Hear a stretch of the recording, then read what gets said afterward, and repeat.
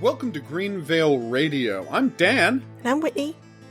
And we are here to talk about the game we've spent a decade eagerly awaiting.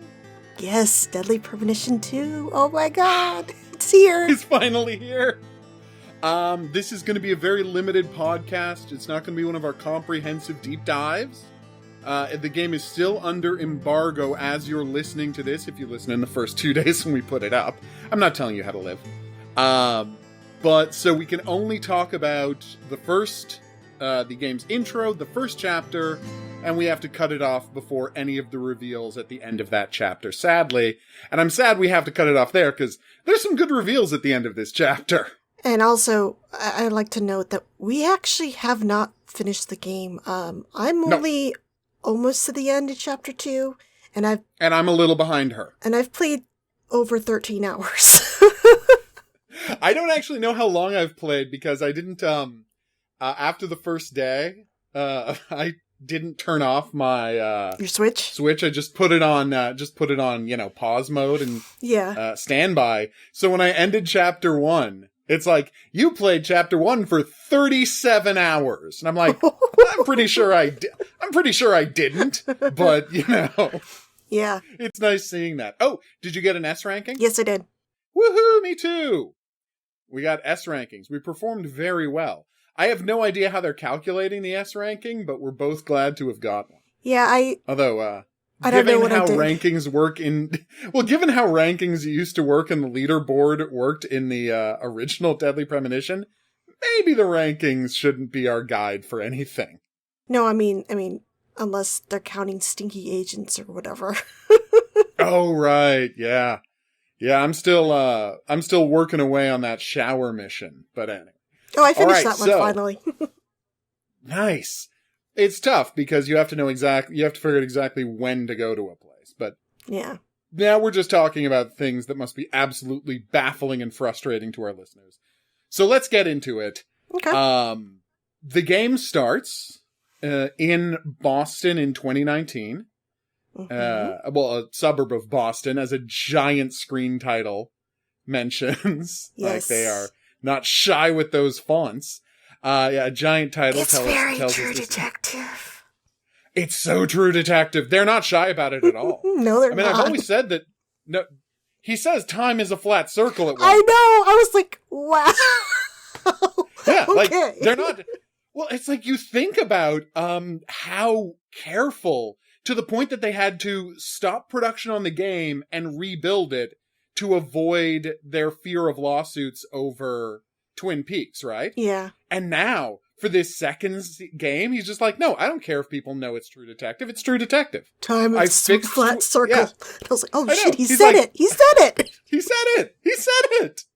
No, I know, but because he's like, sweary is like, I don't care. I fixed Twin Peaks. Like, I remade Twin Peaks with a beginning, a middle, and an end, and it's a better product, and that's Deadly Premonition. And you know what? I'm gonna fix True Detective now, and I'm not gonna be shy about it. I think True Detective. And I love it. I don't think True Detective needs to be fixed. It's a pretty good show. Well, it's pretty good, but this is clearly gonna be better.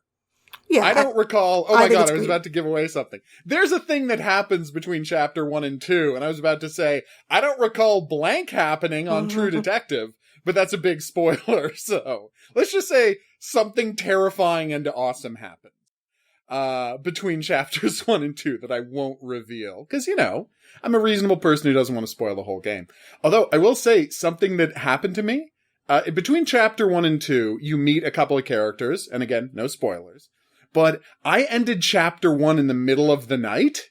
Mm-hmm. So all of those character introductions, when the cutscenes picked up, happened in the middle of the night. Oh man, that makes it even... all of these... I know, it's so much creepier. It is. I'm just imagining it now. I'm like, oh shit. I will send you the video footage, because it's like two unbelievably creepy scenes, and there are roiling black and red skies in the background. So yes, we pick up in 2019, the very beginning of the year. It is just past New Year's. Some FBI agents have come to talk to Francis Zachary Morgan, and they are maddeningly unclear about why they want to see him.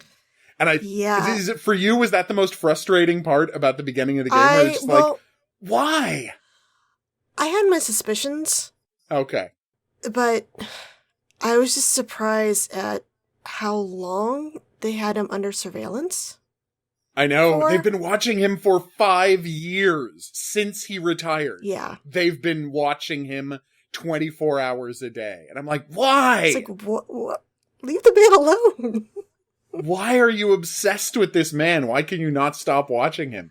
What does the FBI want to find out? By, because the guy, Aaliyah is your main character. She's from the South, right? And she's from the South. Jones is from Boston. And Jones is from the local office. And Jones's job for the past 5 years has been to watch Zach Morgan. Yeah. And Zach is well aware that he's been watching him. Oh, yeah. He knows. He knows there's cameras in the apartment. He knows his every move is under surveillance. I love it. And he is not impressed by them at all. No, in fact, what was pretty neat is before they even went in, she's like, okay, we need to be careful because he's going to turn this on us and you need to bring your A game. What are you doing wearing red? Take off that tie. And then we got this, are you guys going to come in or what? I know! The door's unlocked. Yeah. Just come in. It's fine. Mm-hmm. He knows they're there. He's not also, they were being super loud in front of his door, so how could you not hear them? And I mean, just the reveal that, we know my feelings about Zach Morgan. I love the man. The fact that he's doing all of this while just super high, that he's just super high all the time. Yeah. He is chain smoking marijuana. Yeah, because he's a lot worse off than we thought. He's actually terminally ill. Yeah, he is dying of cancer. Yeah. When we meet him in the game, that's why he looks like that. I mean, he is super close. And this is, I think this is why, well, no, besides finding the body, they're in a hurry to talk to him now. Yeah, because the first thing that happens in the game is something that Whitney here was 100% right about, the body of Lise Clarkson being found in the present day. That's what the big Ice Cube scene is about. It's the present day. They've just found this body that has been missing for 14 years. 13 when they found it. But yeah, it's actually kind of fascinating because they set this up. And as you said, the clue was, if other FBI agents are over there, it's the present day because York works alone, which is a very good observation on your part. Congrats on that one. Thanks. I did not make that connection at all, but you were totally right. Right? So they find this body and then stuff that we're not going to reveal happens, but they know the body is connected to the case York worked. And so they come looking for York for reasons that we can't reveal because it happens in the second chapter. We find out it is about the body, but of course, spoiler alert, there's a lot more going on. Oh, and speaking of which, Lise Clarkson went missing, or her body went missing in 2005. So that little preview clip with the 1943, I guess they used a stock photo or something, but... That's gotta be it. Yeah, we thought it was is this connected to a crime from massively in the past? Yeah, so... No. Nope. It's all from 2005. Yeah. We were reading too much into that image. Guys, my timeline is fucked right from the get-go. Yeah. They lay it out. 5 years younger. Yeah. Laid out right from the get-go. I know. We're just done. Greenvale, you were right. I was hoping against hope that it was just a typo, but no. Greenvale happened in 2010. York is 5 years younger than he used to be. That's just done and done. It's over. We just have to live in a new reality. They said he joined the FBI pretty much 2000. Yeah, he joined in 2000, not in the late 90s. So yeah, all of that has changed. We have to assume that the lumber mill went out of business in 2002, and we just fast forward everything. 5 years. Her amazing timeline plus 5 years to everything on that, and it's still good. Yeah. We're accepting it. We're moving on. We're living in a new reality. I don't know if maybe we should do another video where it's okay, guys, so what did we get wrong? Well, what did we get wrong in the first game that's now been explained in the second game. I know. Or what's been retconned. I mean, I would debate. That's the thing. I would debate. We didn't get anything wrong. They just changed. They pulled the floor out from under us. Yeah. The stuff we knew to be true is no longer true. And that's sad. But what are you going to do? You got to accept it. We're living in the present day. York Morgan lives in, the D4 apartment. And can I ask you, were you impressed? Like, stylistically speaking, when we're in the D4 apartment, we're playing D4. We're not playing Deadly Premonition. I thought it was pretty cool where so when you're Aaliyah, your movements are limited. So even when we're approaching the apartment, you could only move forward. You couldn't look or anything. And once you get in the apartment and sit down, you could only look at certain things at a time. And you can either look at them or talk about them. And I'm like, this is D4. I'm playing D4 again. And I gotta say, kind of lucky that you played D4 before starting this, or you wouldn't understand the significance of any of this stuff. So I thought that was interesting. And I really liked how we got Aaliyah's internal thoughts on things by thinking to herself before speaking about something. Like, you really see her suspicion. Like, she does not trust Zach at all.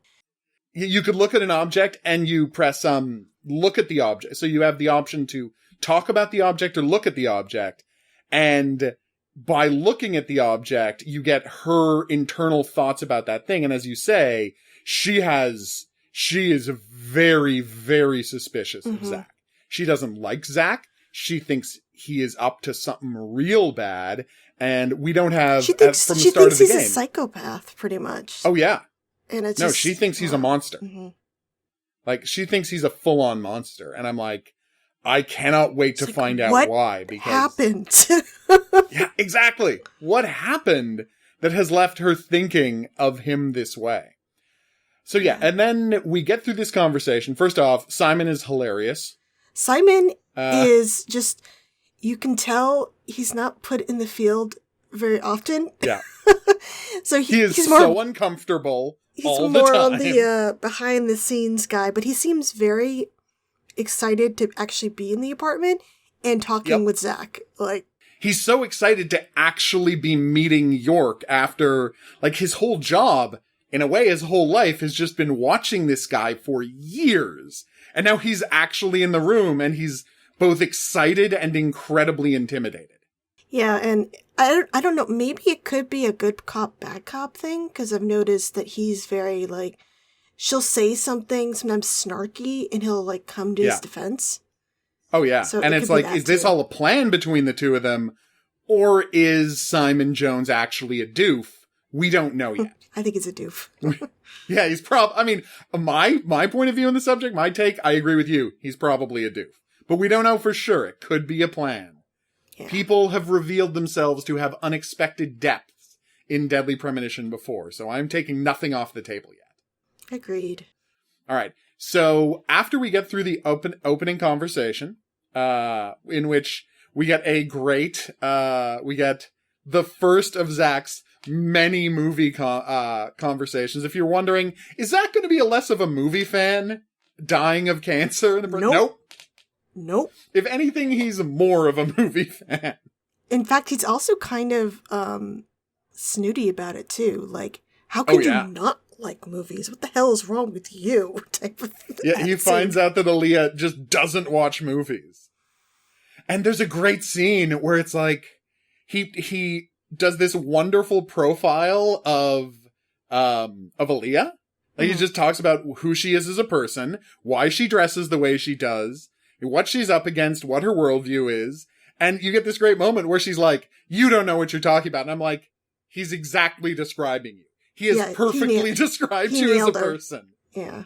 He nailed it. And she is like, no. And she refuses to accept it because she is the exact kind of arrogant person who is out to get him that he believes she is. And I assume we're going to find out why, all of the details why. We know a little bit of it, but we don't really get the details at all yet. So I assume that's coming later.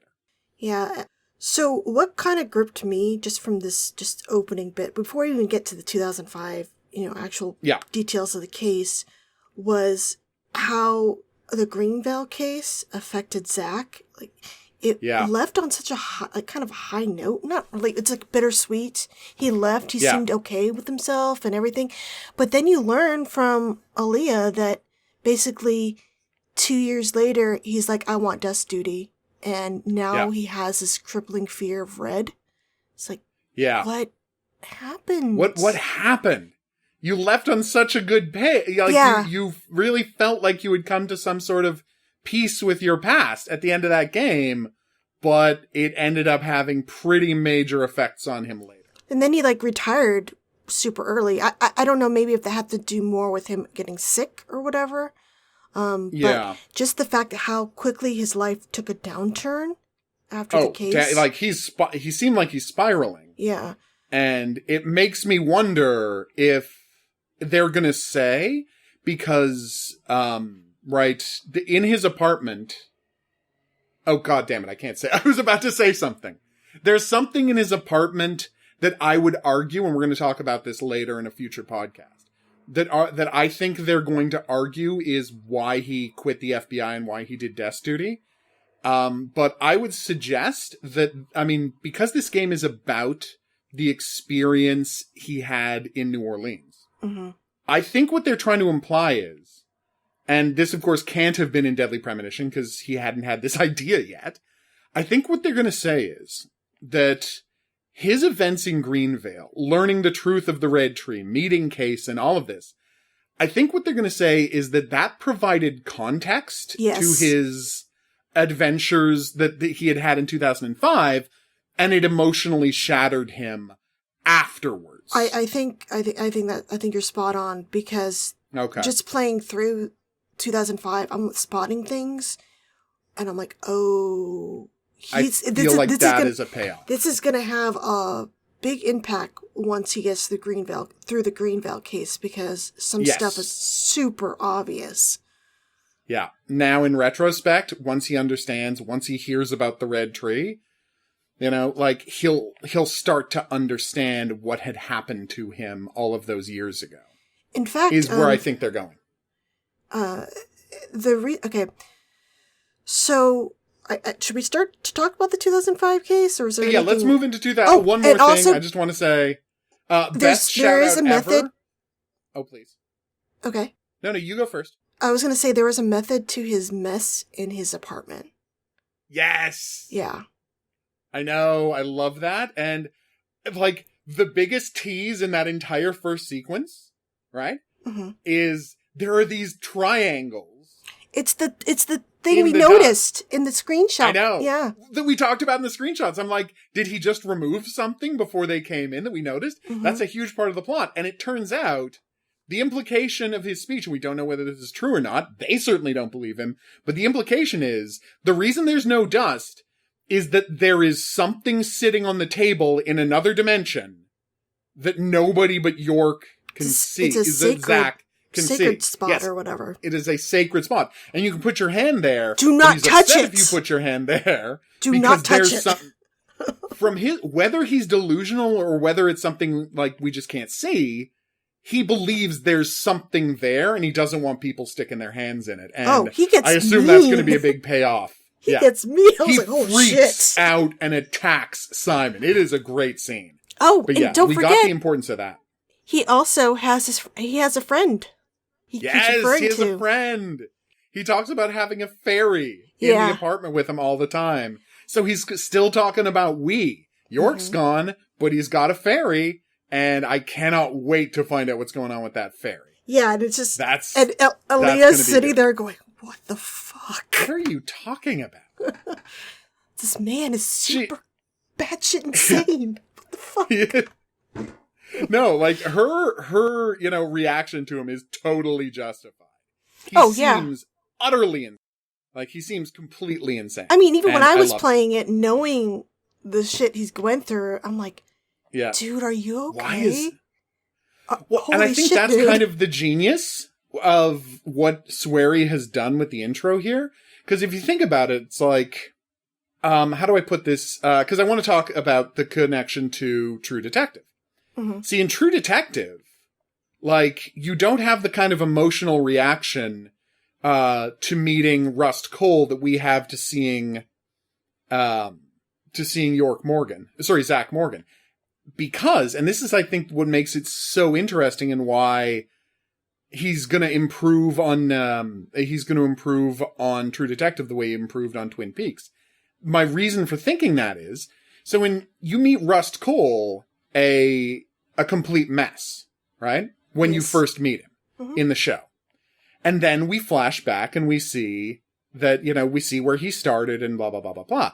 And what interests me is you don't have the same kind of, it's not a gut punch to meet Rust Cole because you're like, wow, this guy's a mess. And then the reveal is, well, he used to be more together, but honestly, he was never really that together. He was always a screwed up guy. He just used to shave. And he used to have short hair. He was a little bit more clean cut. Yeah. Whereas, like, when we meet York in this, it is a punch to the gut for fans of the series.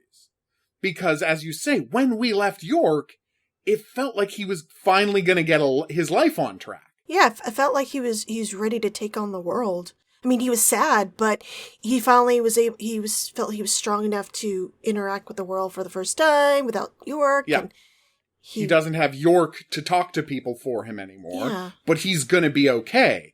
And now we find out he wasn't okay, and things didn't go okay for him. So, like, it's so much more impactful. I know now why they cut out the extra stuff.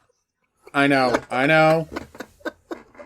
But it's like, it's so much more impactful than in True Detective, because in True Detective, we meet him a messed up dude, and then we go back and see, the stuff in his life before he became an extra messed up dude, but he was already a messed up dude. Whereas in this, it's like York used to be together. He didn't used to be a complete disaster of a person. And then when we transferred over to Zach, he was going to take all the stuff York taught him and be stable, right? Yep. And then to see him here, I mean, I can't imagine this is going to have the kind of effect on someone playing 2 for the first time without having playing 1. Because there's going to be people like that. I think it's important to play 1, but there are people who are going to play this first. Yes. And I think it's done knowingly, because they give you a lot of exposition that we didn't need. But they didn't really give you, there's like hints. They don't tell you what happened. Yeah. I did like, this is in the 2005 section, but he's talking to Patricia. Yep. And she's like, of course I'm going to trust you. You're an FBI agent, like, why would I think that? And he goes, you should not base that on people's jobs. It could be somebody who has a job who might have evil. I'm like, ooh! Damn! That's a nice one. That was a nice one. Yeah. I was really happy with that. So there's neat little hints. Yeah. Oh, there's hints, there's nods, there's stuff like that, like, all throughout it. Like, there's so much here for the fan. And if you guys are worried about, like, them not talking about Greenvale, they're going to talk about Greenvale. It is a big issue. Like, Aaliyah wants to know, because Zach left stuff out, and she wants to understand. When he wrote up his report, there's stuff that didn't make it into the report. And that is a big point of contention in the game, and I'm interested to see how that conflict, like, really amps up in the subsequent chapters. And this is something that people I don't think are prepared for. When you start playing the game, the D4 sequence, the 2018 sequence, 2019. I've done 2 of them. 2019 sequence, yes. The D4 sequence, the 2019 sequences. Just FYI, it took me 40 minutes to get through the first one. And it took me like 35 minutes to get through the second one. You are not going to be in the open world 2005 part for a while. I was actually pretty cut off guard. I thought it was just going to be, after this initial... No, you really need to work at it to get him to start talking. So I thought that was pretty interesting. Oh, it was... and I think it's smart because they're reinforcing how the aftermath of these events, like, look at what he has become. And I kind of interested because it is going to have a True Detective effect for people who haven't played the first game, because they fully sketch out, your Zach as this weird mastermind. And God, how baffling will this be? Like, this weird mastermind who's manipulating cops. Yeah, right? They're making him seem very sinister, and I'm like, that's not him at all. But totally. Okay. No, it's not him at all. But why is he acting that way? That's the interesting question. Even Jeff Kramer's performance during this sequence, it's like, he sounds different, and his completely different. Like the voice is so different, and it's like, what I love is, imagine the people who are true detectiving this and playing Deadly Premonition 2 first. How much their minds are going to be blown. Why is he suddenly calling himself York? You know? You mean because you go to the past and he's calling himself York. Oh yeah, I do like that we get more of a visual that people are really weirded out by what he's saying to them. Oh my god. Yeah. Yes, he does his little intro with the like every time, because he had this trademark move in the first game where he like holds out the badge. Call me York. Everybody does. And then every time he does that in this game, people are like, okay, weirdo. That was a strange interaction we just had. Oh, did you notice his ID card? His name, York, can also look like Zach. Yep, it's signed in such a way that it kind of can be read both. Yeah, no, I really loved that. That was such a nice job. Also, they had, by the way, they went to the trouble of having what an actual FBI badge looks like. TV and movies almost never have an actual FBI badge. But that is what an FBI badge actually looks like. On the top, it's the ID card with your signature and your face. And then the bottom, it's half the badge, half a signature card from the director of the FBI. And they almost never have them look like they actually look, but they've done that here. So I thought that was very nice. Please. I also like how they made it obvious that people are hearing him talk to Zach. Oh, yeah. Like, he's talking to himself. Why is he talking? He's having full-blown conversations, and we got Patty looking at her father like, what the fuck is wrong with this guy? What is happening here? All right. So before we get into the 2005 stuff, which is amazing, by the way, like, love 2005 stuff, we're going to have some technical issues to bitch about. Like, 100% that's going to happen, but I mean, I'm completely happy with the 2005 stuff. There are some technical issues, but it's not a game breaker by any way, shape, or form. Absolutely, this game is 100% playable. Yeah, I still haven't watched that video, but the way people were talking about the frame rate, I was expecting it to really crawl, and I don't know if it's just I got used to it, but I did notice it. There's like hiccups, but it's not that bad. Honestly. No, it's really not that bad. One thing I've noticed is, and this is going to be my pro tip for everybody starting the game for the first time, I have this habit of just leaving the game on. And I have found that if you play the game and you don't close it, you just put it on sleep mode, the game's frame rate in the outdoor sequences of the open world, inside there's never a problem, but outside, it does start to chug. But it is fixable by just turning off the game, by going to a save point, save the game, turn off the game, and then turn the game back on, and it actually fixes the problem. So yeah, keep that in mind. I mean, it doesn't chug all the time either. It's just almost very rare. Once you get going and stuff, it's fine. It only really hindered me when I started fighting, and I got jumped, and I was like, what the hell? But then I noticed. But then I wonder really if it's just if it's the animation or it was just the state of my equipment at that point where he was slow to fire the gun. So it might have been just a play. It might have been a play issue because your gun is still a level 1 thing. Tech issue. There are. I need to warn you guys. So when I was playing this, I was like, oh my god, I don't have to worry about game crashes. This is great. I was playing for like hours at a time. I don't know about you, Dan, but I've gotten 2 hard crashes. I have never crashed. 0 crashes. I save all the time, but I've never had a crash. So I had 2 hard crashes, and they usually happened when I would go into a place, and then when I would leave, and then there would be that loading sequence. And it would go on a long time, and then it'd go to black, and then it would give me a crash. And it's happened twice so far in about 14 hours of gameplay. So I don't know if it's something where I was just playing too many hours at the same time in like a chunk. Possible. Or what, but I just want to warn people, try to make manual saves as well, especially if you're doing a lot of exploration and collecting things, because the game you don't want to lose that progress. It does. The game auto saves, but it doesn't auto save only all with the plot time. related stories. Yeah, it's like the plot related stuff, because when it did a hard crash on me, I was like, okay, well, there's auto save, and I went and I'm like, this is like an hour before. Oh fuck! So I had to redo some stuff. So try to also keep manual saving. And what's great about by the way, this game, you have multiple save files. Multiple save files.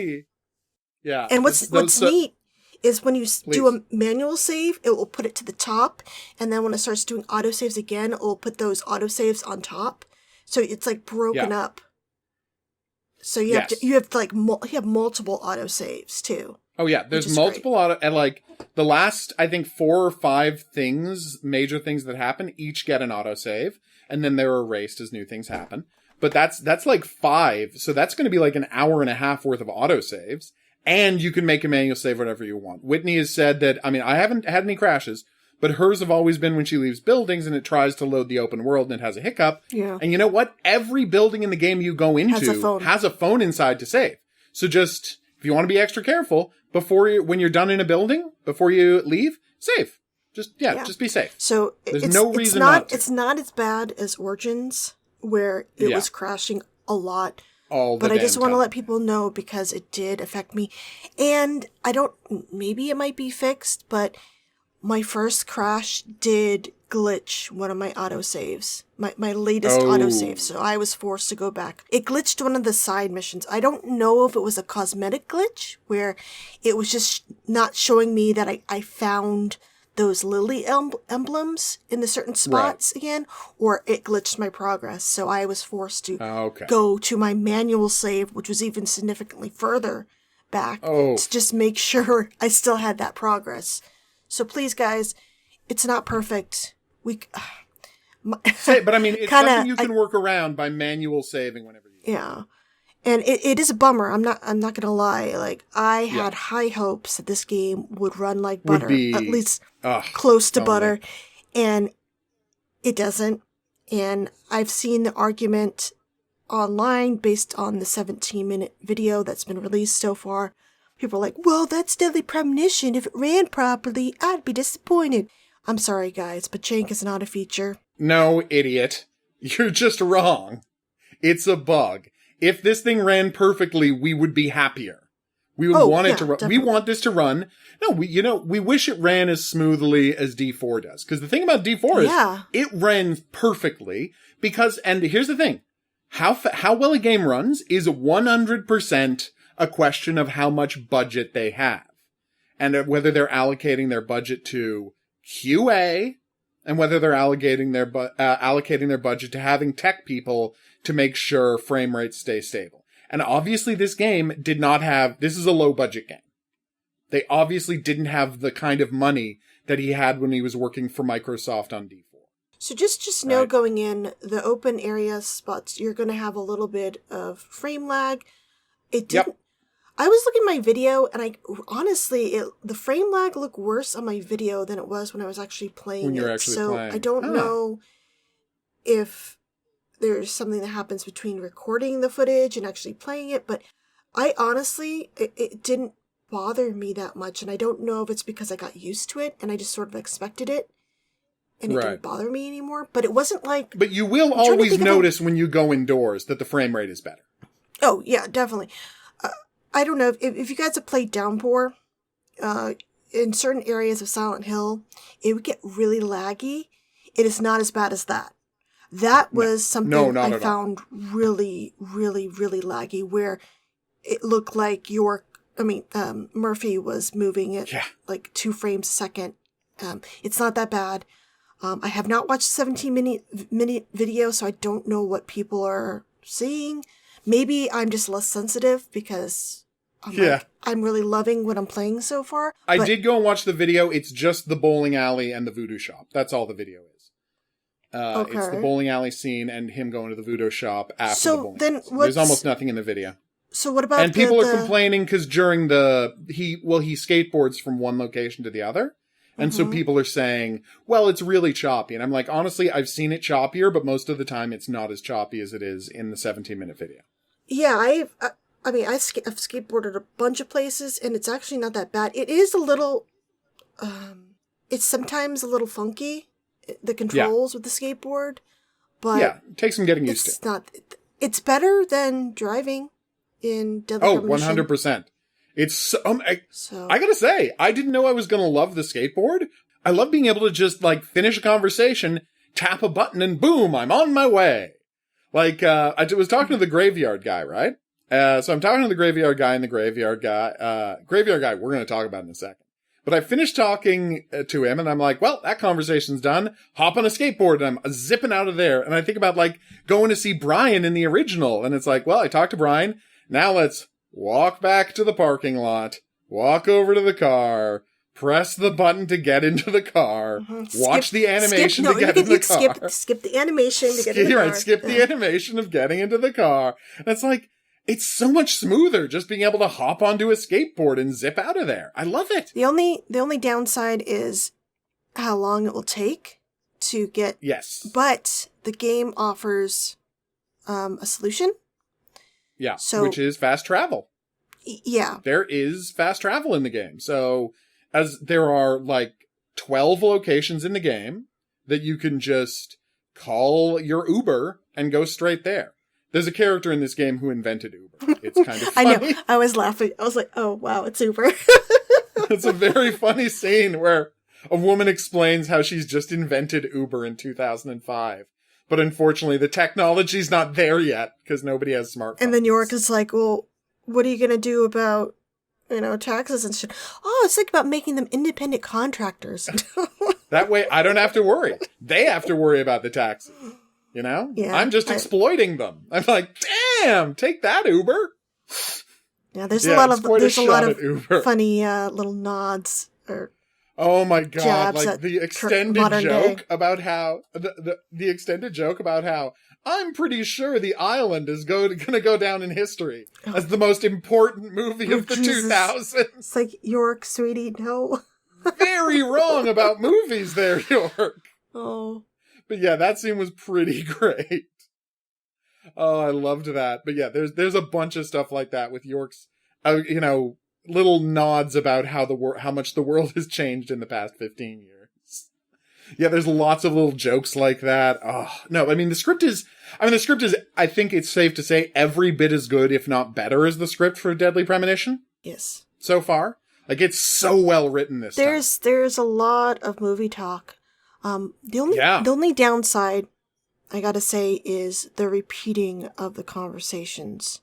I much preferred when, if you ran out of new things to say, he would just hum or whatever. Whistle. Yeah. And this is, I've already heard, I am so tired of hearing about Louisiana. I know. It would be better, I would agree, if you had to press a button while he's on the skateboard to make him start talking. So once you realized you had heard everything, you could just not press the button to make him start talking. Yeah. That is one change that I'm not fond of. And another little thing that bugs me is, so I'm skateboarding, and he's talking about something I've not heard before. I'm like, oh, okay, new conversation, finally. And then I run into something, and he just stops. And it stops the conversation. Like, and in the previous game, you would automatically pick up where he left off and continue the same thing. But now it's randomized which conversation he's going to be having. Oh, yeah, that is frustrating. So that's I've observed that each chapter has about, I think, 4. I mean, I'm 2 chapters in, so I can't say that it's going to be every. Well, no, I'm still 4 getting distinct skateboarding conversation. Yeah, I'm still getting the conversations from chapter 1. I know, it's 2. so weird because there's 4 new ones in chapter 2, but he'll also do the conversations from chapter 1. So I'm wondering, actually, maybe it's a bug. It might be a bug. And no, it wouldn't shock me if it turned out that was a bug. It's interesting, but when I talk to Patricia in chapter 2, and again, I'm not going to say anything she talks about, I haven't gotten any repeats of conversations from chat. Oh, you have? Okay. Yeah. I just haven't. She's gone off about, I'm going to try asking you this question again. What do you do on your, when you're home? I've heard that conversation so many times. Okay, no, I haven't heard it yet in episode 2, but that is very frustrating. I completely agree with you. That's I do like him. I do like him talking on the skateboard with Zach, and I do like him having conversations with Patricia. I just wish it wasn't random. They had handled the repeating stuff. Yeah. Way better. And I wish I didn't have to hear. So now it's like when I get on the skateboard and he starts talking, I hit like the select button or the button to bring up the side missions, so he shuts up because I'm so tired of hearing certain things. Yeah, like I've heard. You. Oh my God, Zach, he starts talking about when he starts talking we're in about Louisiana. The voodoo man. I know because it's the heat. But how great and the heat coming down in Louisiana. Man. I know. I've heard it that many times too. It is frustrating. But the conversation he has about Hoongan the Voodoo Man, and that turns into this extensive conversation about Forrest Whitaker. Oh, that was great. Funny, that's such a good conversation. But yeah, I didn't need to hear it 20 times. You're absolutely right. By the way, guys, you can skateboard right off the bat. I don't know if I'm just an idiot, but it took me it's the game. An hour or two to realize this. I thought it was something I had unlocked. Because the game doesn't tell you, and I thought I hit all the buttons, but apparently I did not, because I did not hit the Y button. Right from the jump, the second you get outside of a building, you can hit Y and immediately start skateboarding, but the game doesn't tell you. And if you look at the control diagram for what all the face buttons on the remote do, the control do, it doesn't tell you that Y makes you skateboard. It's not like it says Y does something else, just Y is no command attached. I did look through my video, and it does tell you if you want to change the configuration of the controls. It does label it, but there in the game, you have a section that's called tutorials, and new things you can do. It has the movements and explains how you do things. It unlocks. And when you look at basic controls, it's not there. When you look at it's not there, and it should. It really should. But it's there once you bring out that skateboard the first time. Boom, it's there. The how to skateboard gets its own page, and suddenly it is there. And I'm like, ugh, how did you miss this, guys? But maybe they expected everybody just to hit all the buttons. I thought I did. I found it while I was being attacked by dogs, and I was like, oh shit! Look, skateboard. What button do I push? Oh shit! I found it, and this is true, because I unlocked the fast travel character. So I unlocked the fast travel character, and I'm like, wait a minute. They're telling me how to do shortcut in case I don't want to skateboard. I haven't even skateboarded yet. And so then I just sat there jamming on all the buttons on the controller until it happened. Yeah, I felt like such a dope. I'm like, wow. Oh, me too. Like, I'm right there with you. It's like, how did I miss this? And then I realized, no, it was the game's fault. The game is the one who didn't tell. I'm assuming if there's a physical, the instruction booklet will probably tell you guys. Mention it. Oh, probably. Or maybe I missed something. I don't know if I missed anything No. The fact that it happened to both of us suggests that, like, if just one of us had this problem, I would say, yeah, maybe we missed something. But the fact that it happened to both of us suggests that no, it's probably the game. It would be weird if both of us, Deadly Premonition's two biggest fans, playing this extremely intently, we both missed the point where it says press Y to use skateboard. And by the way, hopefully at this, like, when the game starts, we're going to sound like crazy people, and they've patched in a command that tells you how to skateboard right at the start. So. Yeah, because I don't want anybody else to have the confusion we had with the game. Like, at all. That would be the last thing I would want. I want them to fix that right away. So, we keep talking about the skateboard. We should explain why York has a skateboard. It is super. It is just, wow, I love it. I love it. It's perfect. So, York is in New Orleans because he's on vacation, and he went to New Orleans because of a movie, and he wanted to experience it because of the movie. And while he was having... Because of his love of cat people. Yeah, I was like, Cat really, here we go with cat people again. He really likes that movie. He loves that movie.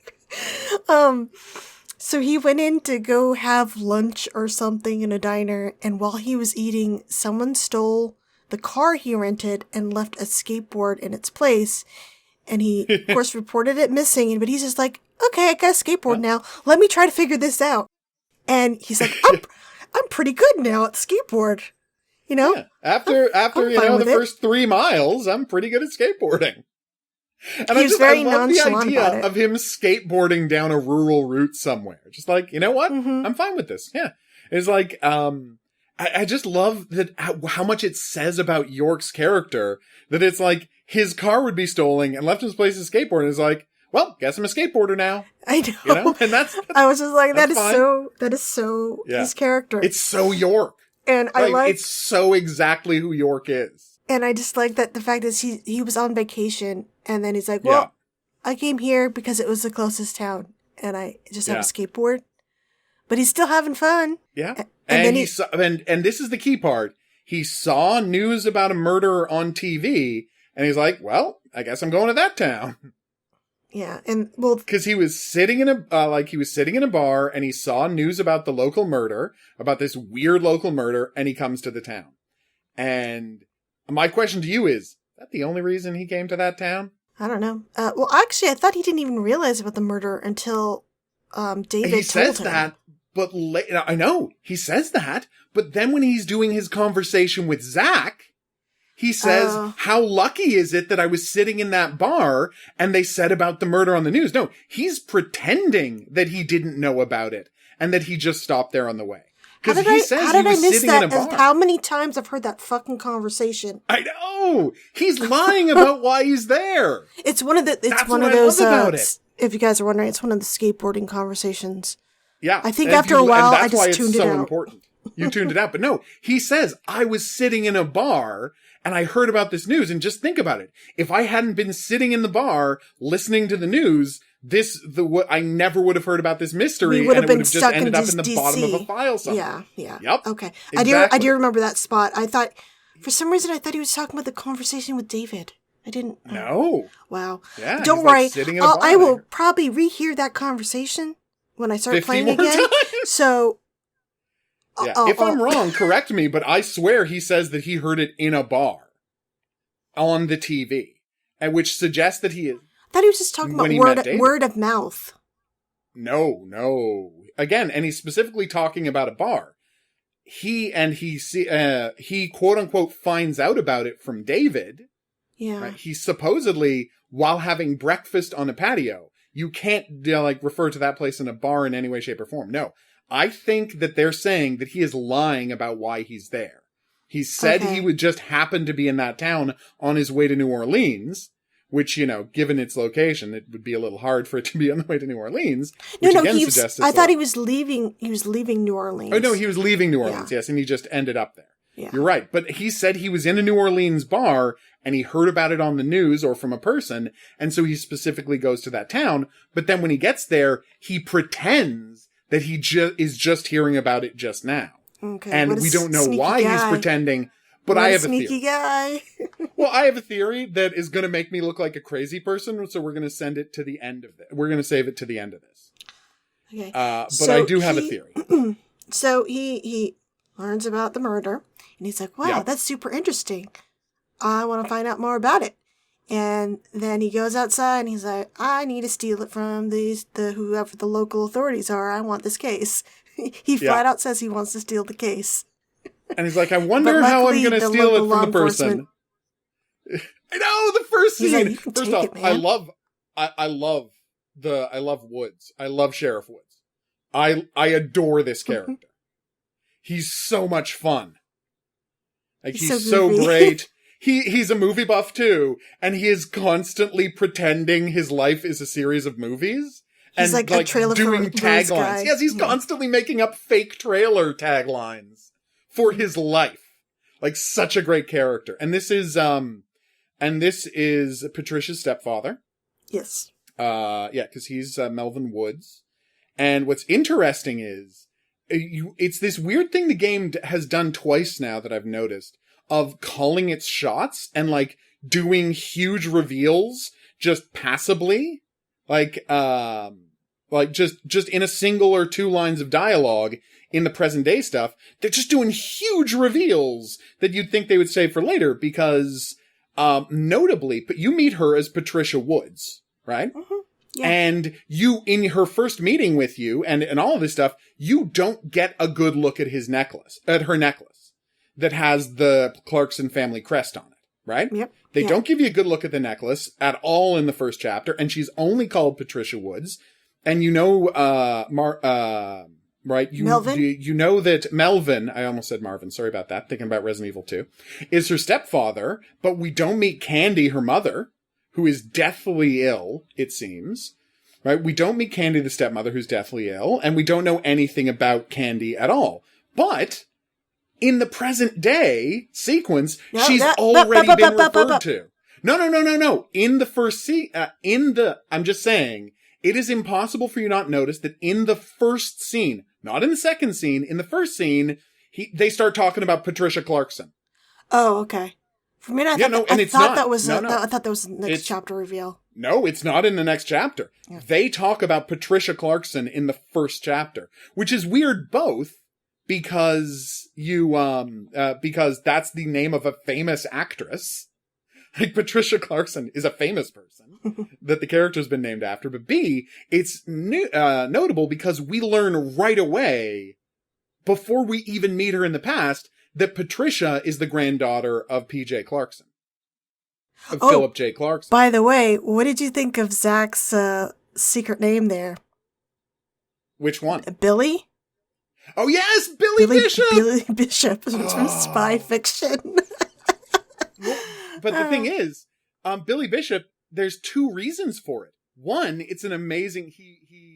When he was traveling and didn't want to be under his own name, we find out he went as Billy Bishop. But there's two reasons for that. And do you know what they are? One, it's a reference to Spy Fiction. But there's a Deadly Premonition reason for it as well. And do you know what it is? What? Billy Bishop is the name of the pilot who is reputed to have shot down the Red Baron. Oh.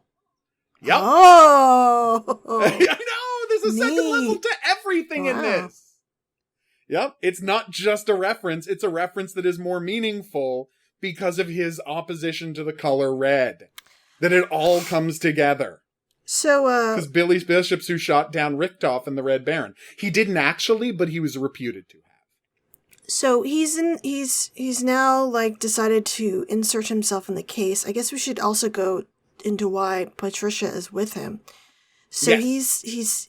He's about to smoke in the hotel, and he's gently told that, that's not... Non-smoking? Yeah. Everywhere he goes is a non-smoking area in this game. And the game will not let you smoke indoors. In those places, yeah. It's great. So he goes outside to light a cigarette, and you hear this voice telling him that, higher chance of death. And he turns, and it's Patricia, and he's all, well, you could die in other ways. No big deal. There's plenty of ways. Yeah. Like, there's plenty of ways to die, lady. There's no chance. So she says, you're actually more likely to kill someone with secondhand smoking than you are to... Yeah. Right? And he's like... Than you are to die yourself. And he's like, okay. And goes, are you prepared to take responsibility? And he's like, yeah, sure. And then she picks up a scrap of paper and starts... She's going to make a contract for him. Yeah. So if you kill me with your secondhand smoke, you got to pay for my hospital bills. I know. And how great is the moment? And it's like, I know this is going to pay off later, but my heart jumped when we see that the contract he wrote with was, Patricia, I will protect you from all of the world's evils. All the evil in the world. I was like, all the evil in the world. I'm like, oh, this is going to be a payoff later. Accidentally, I shot her while I was trying to shoot a dog, and I got deducted $100. And it says $100 for violation of contract. Yeah. You get penalized $100 if you ever hurt her because you're violating the contract you signed with her. And I'm like, damn game. You are calling your shots all over the place. You are setting up some amazing stuff later on, and I can't wait to see how it pays. Oh, we should also mention that currently he is investigating this drug San Rouge. Sang Rouge, which is what I think they finally named the drug from Deadly Premonition, Sang Yeah. Rouge. It's a red powder drug. Yeah. And it's the red powder. Come on. You know it's the red powder. Yeah, it's the red powder, and it's something he's trying to trace the root of currently. Yeah. Get it? Root. Because tree, root, you were being very cute. And the piece of paper she picked up is a Sang Rouge wrapper, too. Yeah, that's also significant. He's convinced that these Clarkson murder has to do with Sang Rouge as well. Yeah. He thinks there's a connection. That's why he's kind of really eager to get in on the case, which I guess brings it back to why, he's pretending he didn't know, and it's like happenstance, but he's actually there because he thinks there's a connection to the drug. And he's sure there's a connection to the drug. Well, and another thing I really loved about it, right, at the start is that he says, and there's a line that I'm like, oh, I hope we learn the payoff of that, where it's like, he's like, I wonder how I'm going to steal this case. Like, I got to figure out a way to steal this case from the sheriff. Then he meets Melvin, and Melvin's like, please take the case. No, absolutely. Just take it. It's yours. My job is to, when people are drunk at a bar, keep them from killing each other. That's my whole job. Right? Yeah, it's a pretty safe and town. it's not even a well-paying job. I make ends meet by running a general store out of a van. The thing we called the food truck in the videos is a store that the sheriff runs to make ends meet because he doesn't get paid a lot for being the sheriff. Yeah. And he's got a family to look after. It's such a nice reveal. I was very happy to find out that was the sheriff's side hustle. But anyway, what I was getting at was, but then he says, just take it. He's like, fine, take the case. I don't care. It's all yours. Which leads me to my big question. What was York's plan? Because he's like, I didn't even have to use my plan to steal the case. And I'm like, what was York's plan? I know. What was his plan? I don't know. Yeah. Like, what was his plan to steal this case? Maybe push FBI jurisdiction? I don't know. It's like, what was he planning to say to steal this case? Like, I'd be very interested to know what it was. He's like, I got cards left I didn't have to play, huh? And it's this nice little note from him, because you can never 100% trust York or Zach. And we love him, but he's always up to something. And that's part of why we love him, I think. How do you like He's always Patricia? got an angle. I like Patricia. I think she's great. I think she's cute. I loved her little, when she was going off about how much she liked MacGyver and I know! CSI. I was like, aw. She loves MacGyver, but she really loves CSI. Yeah. He thinks, what's his name, is so cute for keeping maggots in his fridge. I know! Yeah, she loves how Gil Grissom keeps maggots Gil, that's his in name. his fridge. Yeah. Yeah, that was messed up. Like, geez. But she has her own little odd thing, too. And my favorite is when he, during one of their conversations, you do it, and he starts whistling the Life is Beautiful theme. And she's just like, it gets stuck in my head. I know. Stop it.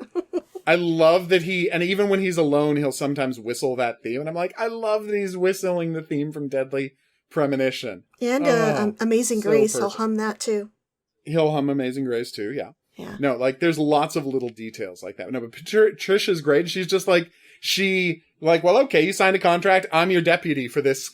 I'm now your deputy for the rest of this investigation. Like, okay. Yeah. And her dad's okay with it somehow. So yeah, there you go. She's CLG, man. Yeah. He's like, she's so smart. I just let her do what she wants and trust her to be smart about things. And I'm like, okay. But I do like how protective she is of her dad when she thinks that York is talking down to her dad about her dad. She's like, "Excuse you?" Yeah, immediately jumps in to defend him. Such a good. But she's just she's a wonderful character so far, and I'm like, I've heard some people say she's annoying, but I'm like, she's 10 and she's precocious. She's 10. I think she's cute, and you don't have to talk to her if you don't want to, but I think it really adds a lot to the world to be seeing this stuff through the kid's eyes. Yeah, no, she's so sassy, and she's constantly not taking crap from York. I love how she's just like, what is wrong with you? I know! For example, because everybody else, she does not have the need to, for polite interaction that all adults have. So everyone's like, oh, he's an FBI agent, so I guess we have to give him respect, even though he's a frigging weirdo. But she's like, no, I don't have to do it. I can call him on this stuff. I'm a kid. Yeah, and also when their conversation about Arnold Schwarzenegger. Yes, Arnold S. He kept saying Arnold S. And she's like, will you stop calling him Arnold S? Arnold S over and over again. And I just love his wonderful, kids. They honestly don't know that everyone refers to him as Arnold S. I'm like, who refers to him as Arnold S? I just love she's even calling him on his weird movie trivia obsession. No, I love that even she will, this is a character who's happy to challenge him whenever she feels like it. Even about, his love of movie trivia. She'll be like, yeah, you're getting really weird here, York. Yeah. She doesn't let him get away with anything. And that's why I'm really, I respect the character and I really like the character. You know, she's not letting him get away with anything. It's so much fun. But yeah, their interaction is one of my favorite things about the game so far. I kind of wonder if he's giving her a piggyback ride when he's on the skateboard, because she just disappears when you bring out the skateboard. I assume that's what's happening because she teleports back in the minute he's done. I know it's always weird. Yeah, so he must be, or she's got a skateboard of her own that we're not seeing. Yeah. So if you guys were worried about the side characters not being weird and charming, Deadly Premonition enough, they are. In fact, when we talked about this in the D4 podcast, I said that the side characters, a lot of them were kind of mean and stuff. Yeah. This is not the case in this game. They're oddballs, but it's not malicious type oddball behavior. Yeah. No, they're not. They're not cruel. They don't seem cruel. They're not needlessly short with York in a way that makes York be a jerk. They're all interesting characters in their own right. And wow, have we got 3 huge weirdos already. David? What's going on with David? David, wow. Which David? Well, yeah, that's the real question, isn't it? So there is a chef at the restaurant. There is a concierge at the restaurant. There is a bellhop at the restaurant. And there's the owner of the hotel. One of them is a chef at the hotel restaurant. But anyway, at the hotel. So there's concierge, bellhop, chef, and owner of the hotel. And they all appear to be the same person. Oh, I think it's clearly the same person.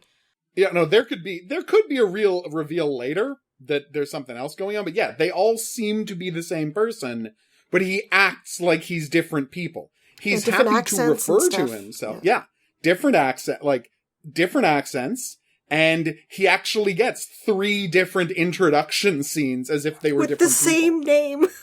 Yeah, I know. It's quite interesting because he doesn't make up different names for the different people, but he acts like he's different people. So it's just bizarre. Then we have the graveyard keeper, who I'm like, is it going to be interesting as Brian? And I'm like, well, the graveyard keeper is either A, a robot, B, an alien, C, an alien robot, or D, a man who thinks he's an alien robot. It feels like he's like a conduit for an alien or something. Exactly. I swear to God, it seems like he is speaking for an alien. And whether he's a robot or a person doing that, something so weird is going on. I mean, there is alien stuff. There's these UFOs we can shoot down. Everywhere. Yeah. And they seem to just be balloons that someone put up there, but... Yeah. Maybe there's something more going on with the aliens that we're going to find out about later. The aliens are definitely weird. Yeah. But it's there's so much, weirdness. The Mirror is fantastic. So I love The Mirror. There's this voodoo shop. It's run by this guy called The Mirror. And he is quite a character. My favorite is he sends you on this quest to get these beads, these special beads, which are basically prizes for completing side missions with some other people. Yeah. And he says if you can complete all the side missions, you'll get a very special item. So when you go and you talk to him and he asks about your progress, he's always asking about a different thing. And York's like, wait, I thought you wanted me to collect beads. Oh, that's what I meant. It's like, is he just fucking with me? Is he fucking with you? Is he absent-minded? Because he's like, and one of the times Even's like, yeah, I said bead. What did you hear? Because I said bead. Like he's very defensive about it. But yeah, amazing. The Mirror seems like he's going to be an amazing character. I'm all in on the Mirror. I love this guy. So we should talk about how before we even leave the hotel, York sees a vision in a mirror. And... Yes, we meant Hungan earlier. Mm-hmm. Basically, a voodoo like god priest. I was wondering. I thought it was like maybe a god of some kind. I had he's dressed up like Baron Samedi. I had flashes of American Horror Story Coven. I was like, a little. I was like, oh, is it that guy? Oh no, it's not. It's a different name. Well, no, he's dressed up like they call him the Hungan, but he's dressed up like the Loa Baron Samedi, who is a guy who white hat, white suit, skull face makeup, carries a snake. The real one smokes. This guy doesn't seem to smoke a pipe yet. But yeah, he is the Loa, which is kind of a saint or god in Hudun, which is what we call voodoo because we're racist. He is the Loa of death. So that's who Baron Samedi is. And that is roughly who this Hungan, which is the name of a hoodoo practitioner or priest, that is who he is dressed like. So is he supposed to be the Loa of death? Maybe. We don't know. We don't know yet. We don't know what's going on with him. He's excited that York can see him. Like he's like, oh, you can see me. People don't see me anymore or whatever. And then he decides to help York out, and he gives him these oracles, but like a little twisted. He gives them a series of puzzles to solve to find out where he's supposed to go. And what he wants most is for York to find and conquer the otherworld sequences. Yes. At least that is his big priority. That seems to be the case. You're right. That's his stated priority. Yeah. You're right. As with everything in this game, there could be other layers to what's going on. Oh, but it's his stated priority is that he wants York to find and defeat the otherworld sequences. So it's clear that the spiritual world is not happy about the Red Tree's influence, which definitely the impression. We have not got through the game, but it's clear that the Red Tree is causing all this shit. Deeply involved, yes. The Red Tree will get name-checked in the game. Oh, And you also see red trees. I found a red tree away. I found like two, and I'm like, oh, was he going to observe? Oh, sadly, York will not observe things. Because he does not. Yeah, he does not understand the significance of the red trees yet. So the fact that there are he doesn't observe. You can't push a button to make him have observations like you could in the. Oh yes, game. No, that's true. Yes, he doesn't do those observations, which is sad. Yeah, I agree. I have another little nitpick. Okay, there are collectibles in the game. You have to pick up like beads and string and animal parts. System. Yeah, there's a crafting system in the game, which will improve your gun, I guess your armor at one point. And your basic stats, yeah. Yeah, and your stats. And you basically have to search the town for these items to help yourself. Which is fine, but they're like a little speck that glows. They are so hard to see on screen unless you're right next to them. Yeah. They're really tiny. I mean, I'm playing the game on a great big television. No, I'm playing it on a monitor, and I'm having trouble finding it. I can't imagine doing it on the Switch. Oh no, the one good thing is, right, every pick-upable item appears as an X on your minimap.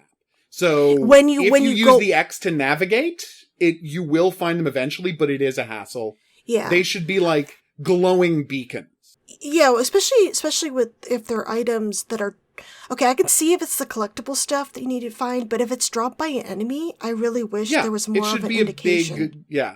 No, you're right. The tiny little glint that's almost impossible to see, that's bad. I'm using the X's on the map to find everything, because that's how difficult it is. Yeah, so, and it's not ideal. York has this ability, he has like a third eye type of thing, and when you push the button, his vision kind of goes red, and it basically alerts shows you where every collectible is. So You can't keep mashing it because he'll lose. No.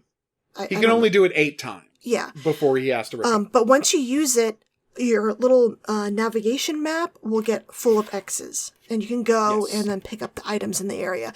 Because every interaction point. Yeah, every interaction point gets highlighted in your vision, and then they all get highlighted on the map. It's very good. Yeah. But it's only outdoors that you see it on your map, because there's no, like, navigation map indoors.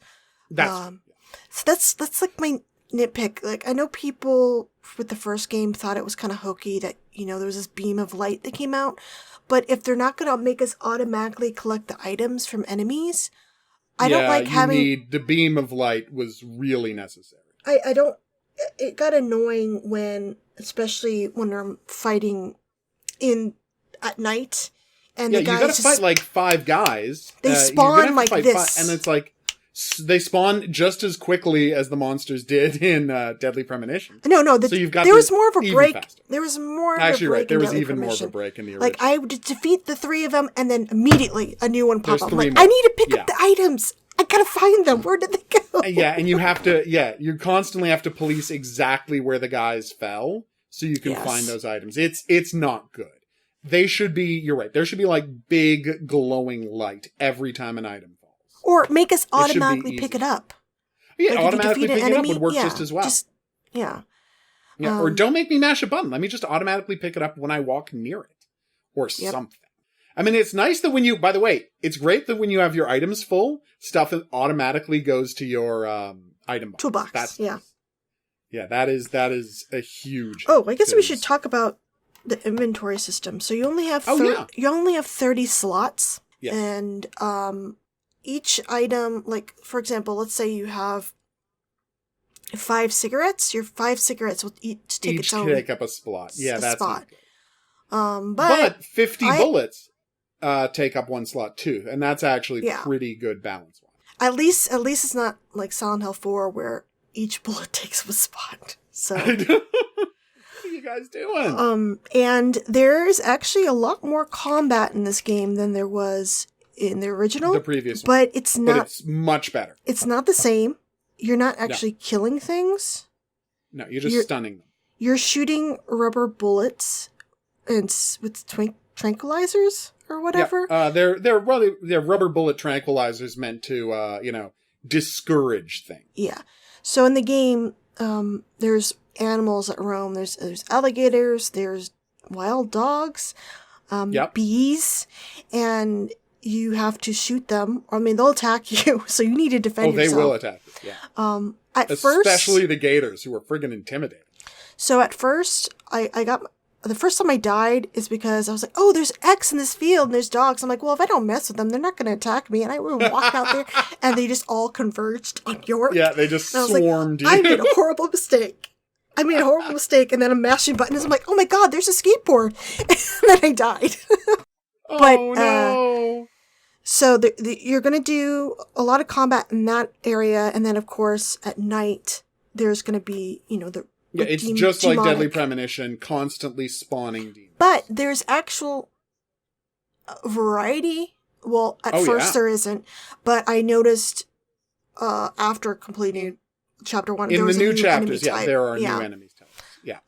So that was kind of interesting, though. I gotta say, the noises they make are really annoying. I find them creepy. No, they're just because they're screaming it, and if there's 3 of them, it's like constant screaming in your ear. Yeah, I'm like, shut up.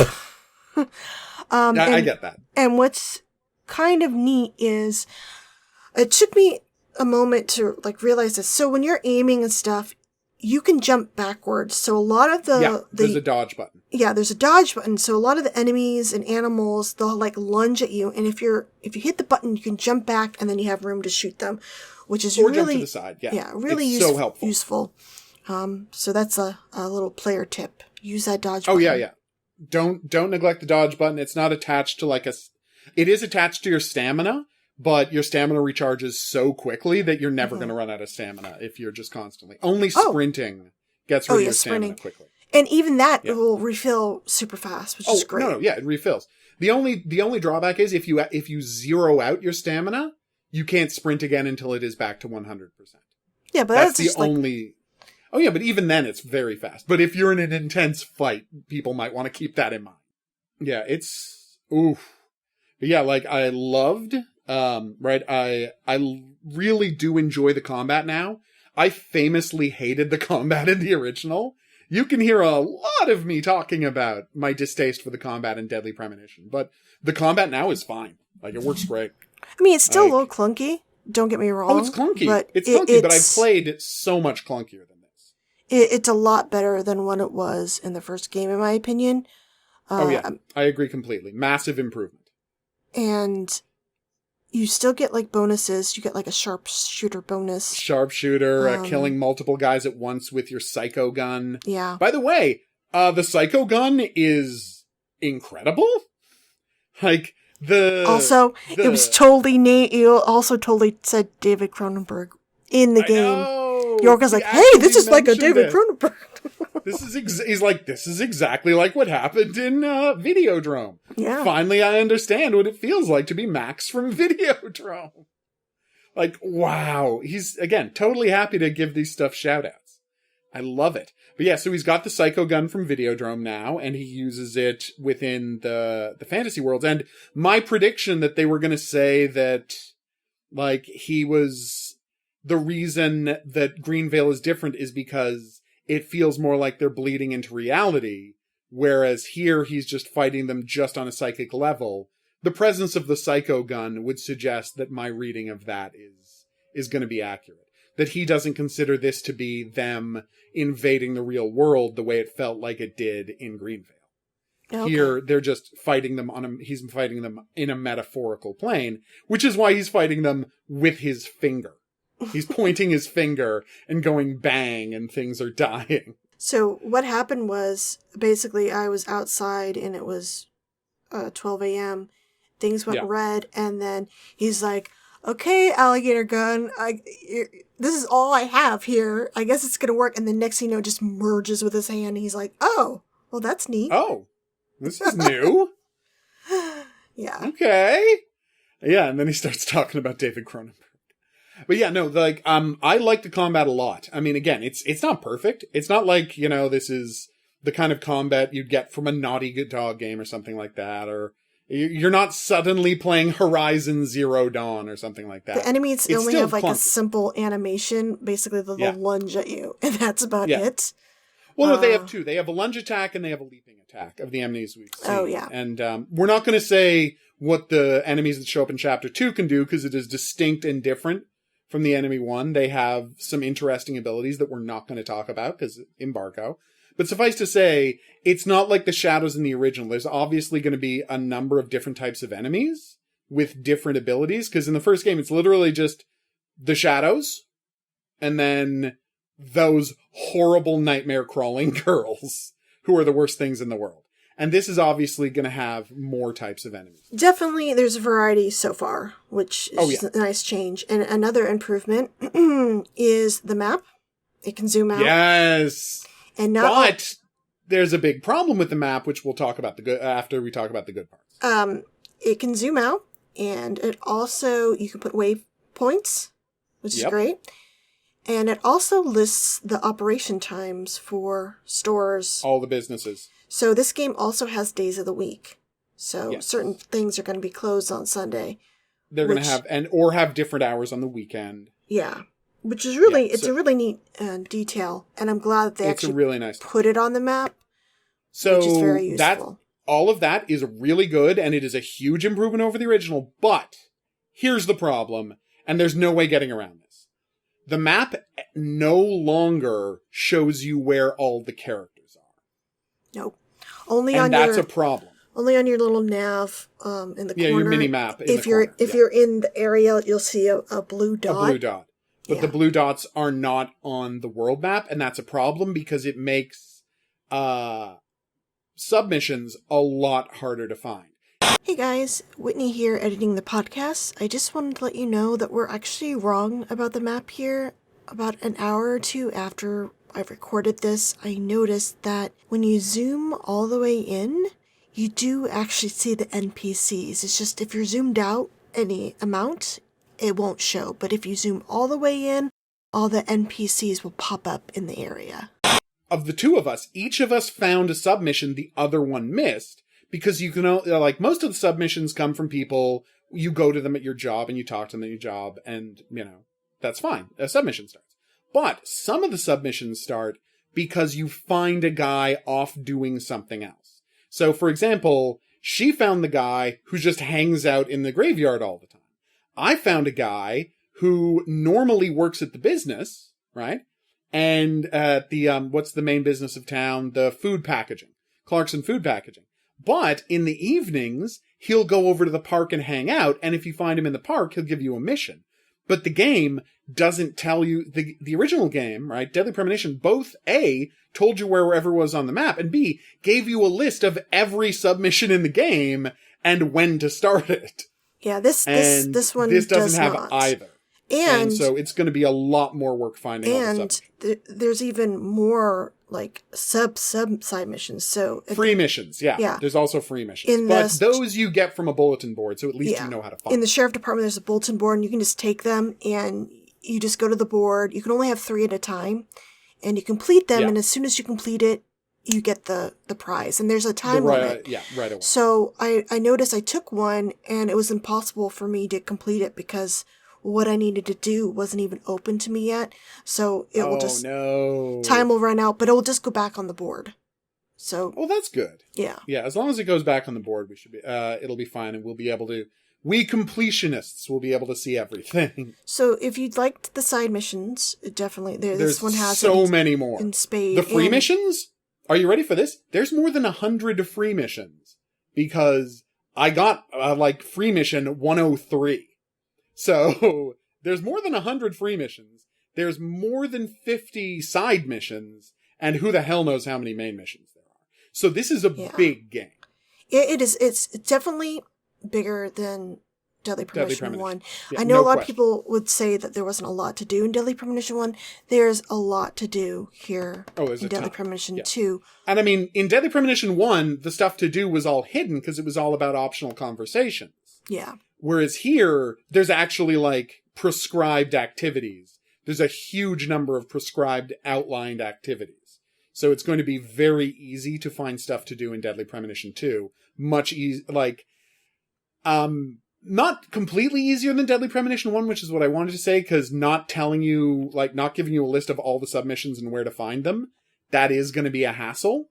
But... you know what? By the time you're playing this game, I'm sure there will be a FAQ for where all the submissions are. So, go nuts and find it and read it to help you find them. Because I know I'm going to be leaning on you to help me find some of these submissions. Because you're way more of a completionist than I am. Though I might get to the point where I just want to see the story. So I might just complete the story and then go through. And then we'll come back later for all the submissions. Hey, maybe there's a new game plus. We don't know there is a lot of stuff, and there is a huge amount of stuff to do in this game. And I've noticed that so time, it seems to move slower than it did in the original game. In the first one, absolutely, yeah. And cigarettes, we've already mentioned that you cannot smoke them indoors, but now there's 3 different types. Yeah, and they each move you forward a certain amount of time. Yeah, so there's a light cigarette will only fast forward an hour, and I haven't tried the other 2. There's feather, there's medium, and then there's heavy, which we know. Yeah. Which is all you can stop it earlier if you want to. So if you only have heavy cigarettes, you can hit a button, and the game I think makes it a little bit more obvious that time's moving forward because York takes a smoke and then he looks up into the sky and you see the time roll forward. Yeah, it's very well done, and it's much easier to deal with than in the first one. So that's going to be a big plus, and that's going to help you get the exact time you want. Because right at the beginning, you're going to find the game starts at 8 a.m. and within 5 minutes you're going to have, well, not 5 minutes, but within 15 minutes you're going to have a mission that you have to do overnight. So right away they want to get you comfortable dealing with the time changes, right? And understand that you can fast forward time at your will.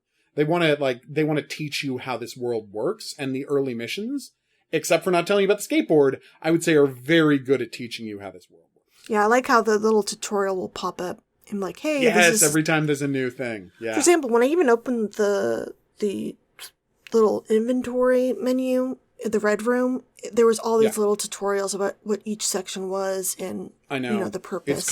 It's comprehensive. Like, they are very interested, except for the skateboard button, in making sure you are 100% comfortable playing the game. So they definitely learned from the confusion. Complaints about the first one. Yeah. Yeah. It seems like they took the people's complaints and tried to make it better. It's still, not 100% the best or anything like that, but it is a great improvement, which is wonderful to see.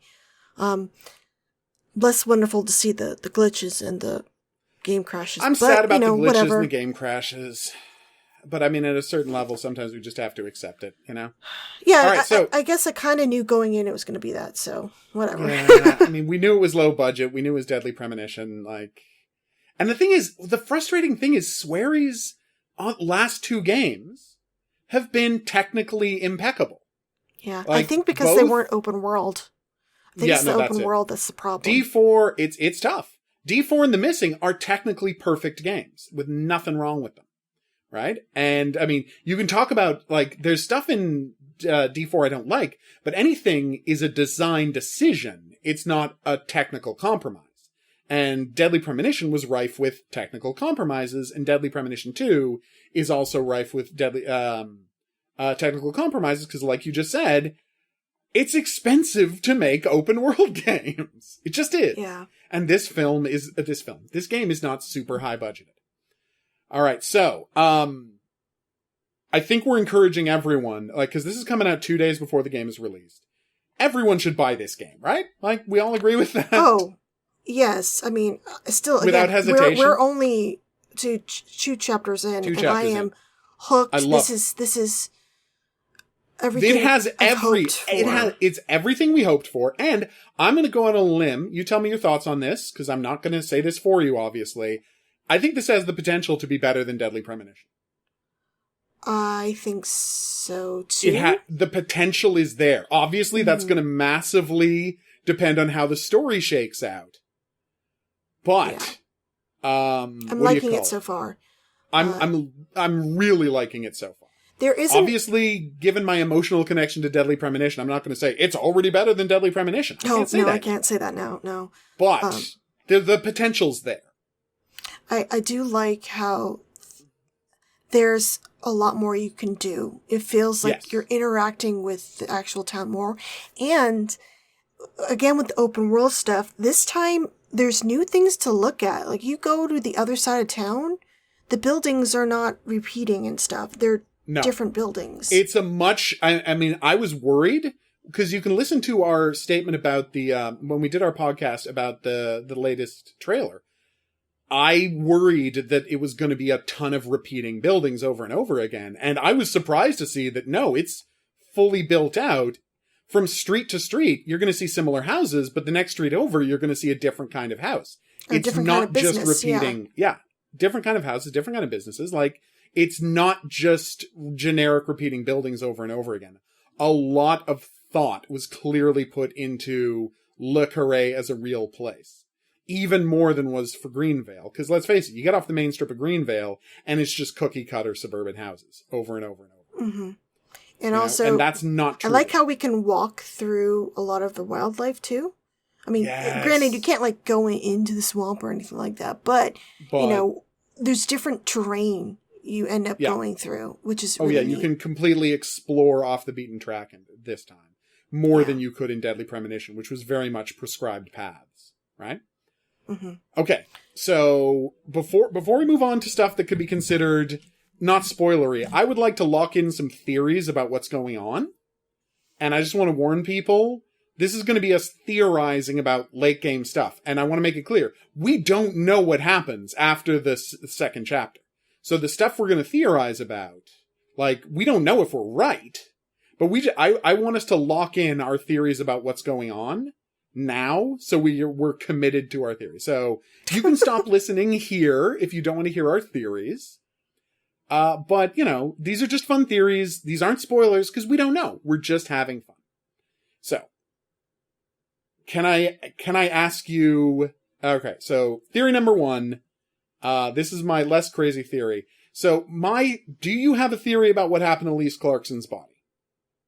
Because I do. And it's a very simple theory. It could easily be wrong. But based on the evidence we've seen, I think I know what happened to Lise Clarkson's body. Because the thing that kicks off the game is not that she was murdered, but that her body disappeared from the makeshift morgue it was brought to.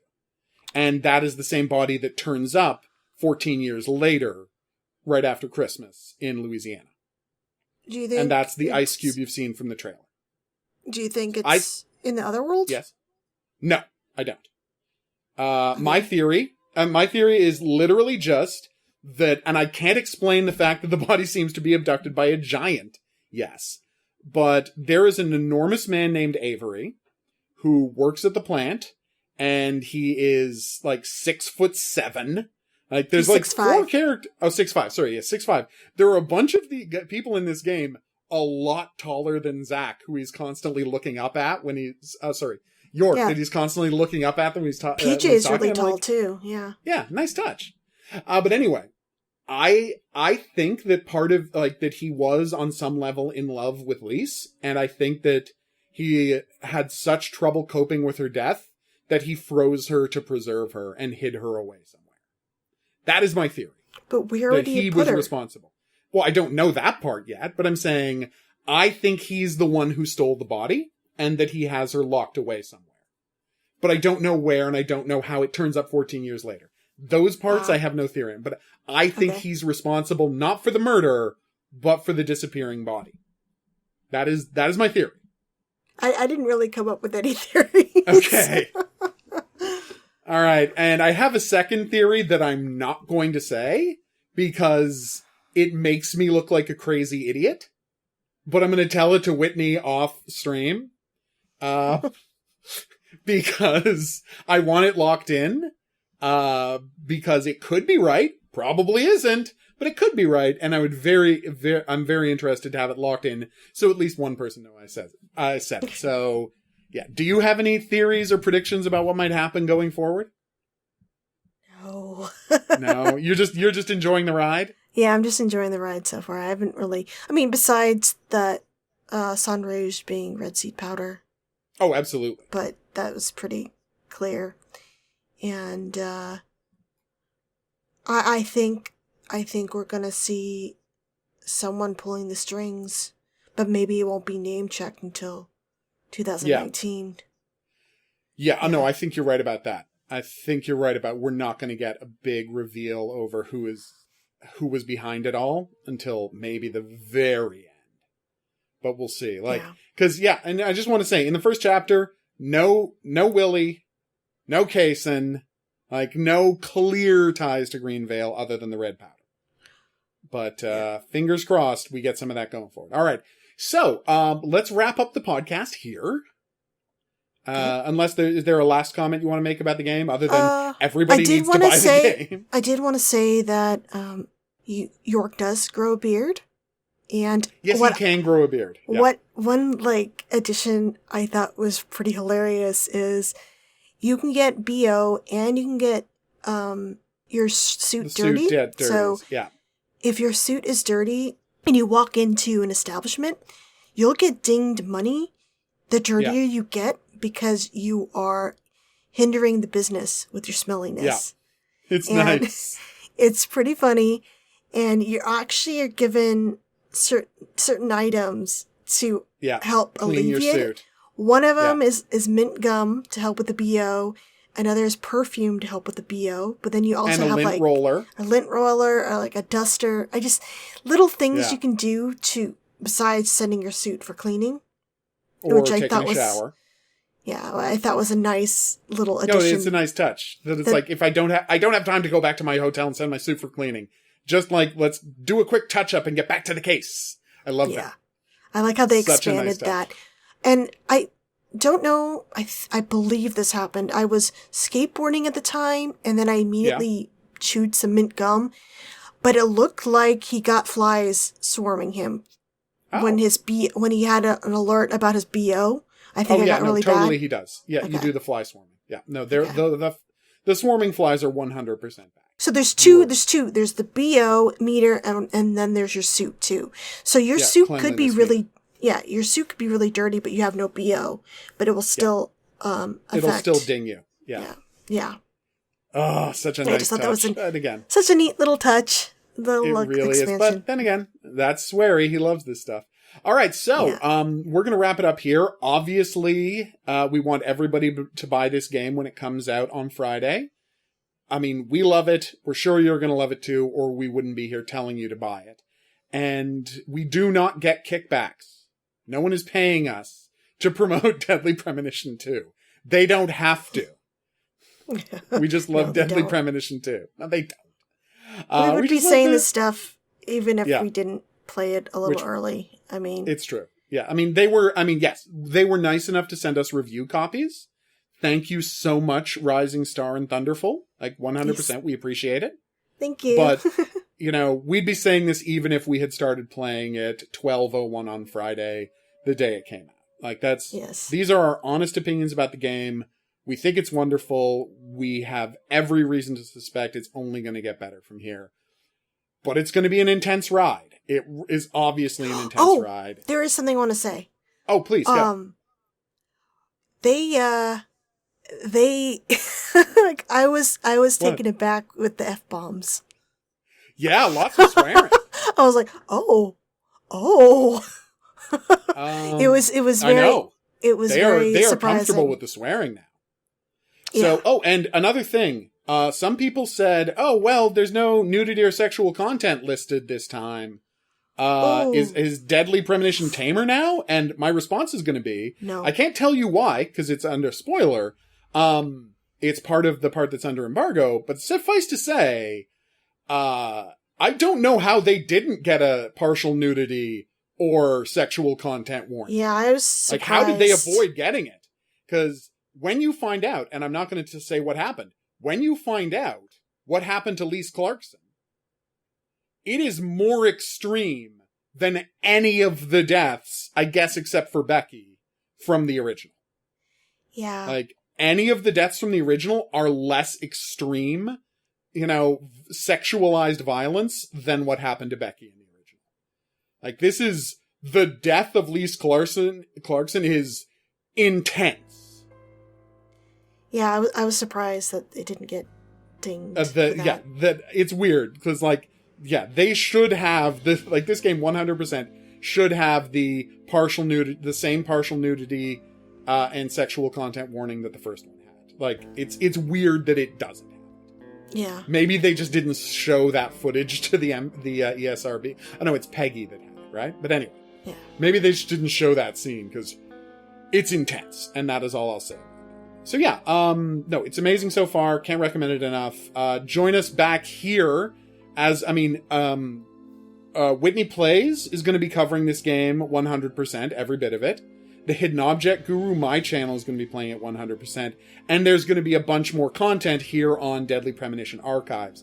There's going to be videos, there's going to be podcasts. We are covering the hell out of this game. Because it's the reason we made the website. It's the reason we started the channel, is to promote this game and promote love of Deadly Premonition. So, obviously, you're going to hear a lot more from us about this game. Yes, but and until then, I'm going to be live streaming it too. Once it's out, I'm going to of course, playing through it. No, and again, our live streams are synced, so you can stop watching my, 9 to 11 Eastern live stream of this game, and then immediately switch over to her 11:30 to, what time do you go? I go to 11:30 to 1:30 Eastern. Yeah. Eastern, but hers is essentially the same schedule I do, but on the Eastern seaboard. So 8 to 10. Yeah. Mm-hmm. 8 to 10. Or 8 to 10, 8 to 11, something. I do 8:30. Yeah. 8:30 to 11 usually. Yeah, exactly. So for me, that's 11:30 to 1 a.m., but for you guys, to 2 a.m., but for you guys, I don't know where you live. But the point is, Whitney Plays is the YouTube channel, Kemiro is the Twitch channel, right? Yeah. And of course, for me, it's all over at, I even stream on YouTube at The Hidden Object. So, we are going to, it is full team coverage for the foreseeable now that the game is out. I mean, hell, you can watch, if you're listening to this Thursday morning, you're going to be able to watch us play this Wednesday morning. You're going to be able to watch us play it Wednesday night because we're allowed to stream the first chapter, which I think we're absolutely going to do. Yeah. Yeah, I'm gonna stream it. Oh no, full team coverage, everybody. Yeah. You are not going to be able to get us to stop talking Deadly Premonition. Yeah, so much content, guys. Oh God, you have no idea. It's going to be ridiculous. So, join us back here for that. But until then, I want to say, as always, thanks for listening and au revoir. Bye, guys.